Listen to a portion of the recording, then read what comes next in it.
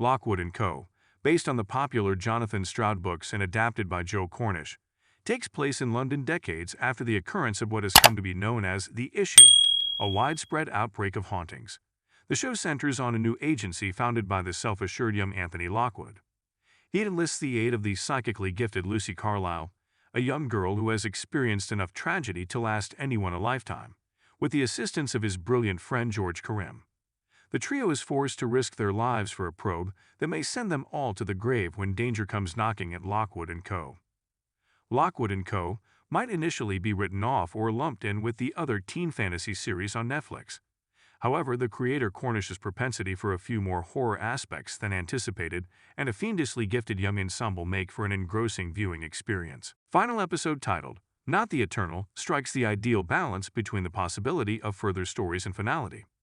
The two leads are at one another's throats following the events of Episode 7, and Anthony's frantic attempts to win his wager with Quill Kipps almost resulted in their deaths. I appreciate that Not the Eternal skips over this, though. Lucy should be accustomed to Anthony by this point. Although the realization of their own mortality and the passing of the undercover Deprac agent undoubtedly brought things into sharper perspective, their goal has not changed. They must avoid letting the bone glass mirror end up in the wrong hands. The issue is that it has already happened. Anthony and Lucy discover that the bone glass is actually a portal to something terrifying and otherworldly by reading Mary Dulek's book. Unconsciously, George drew the same swirl all over the kitchen tablecloth to represent the symbol used to illustrate this point in the book. They understand that he is entranced and most likely didn't actually transform the mirror into Deprac. George took the mirror to Joplin, as we suspected.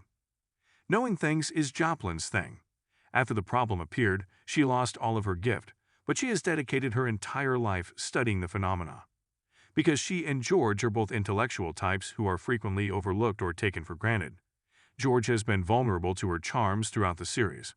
If Joplin can comprehend and explain the mirror, she will be able to exert some measure of control in a setting where she has never had any. With Bickerstaff's body chilling in the background to watch, she had intended to have George look into the mirror so she could observe the procedure. However, when Kipps shows up at the cemetery where this is occurring after following George there, another option becomes available.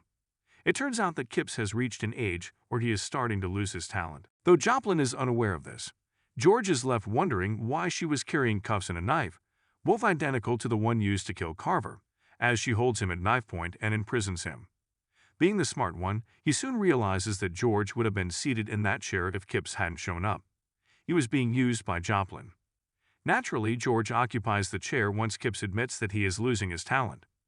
The skull is what brings Anthony and Lucy to the same graveyard in an effort to find their master Bickerstaff.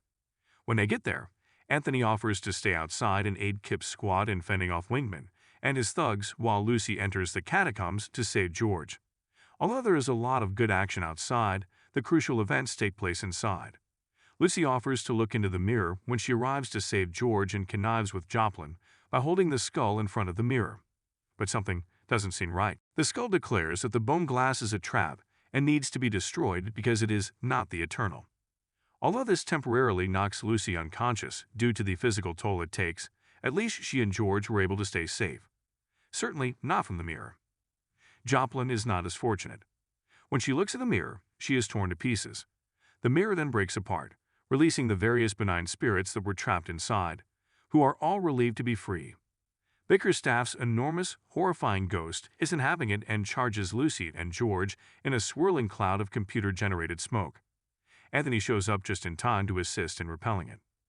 Earlier, Anthony had run into the Golden Blade again and was actually shot by him after being assured that his death would not be noticed, unlike that of his parents.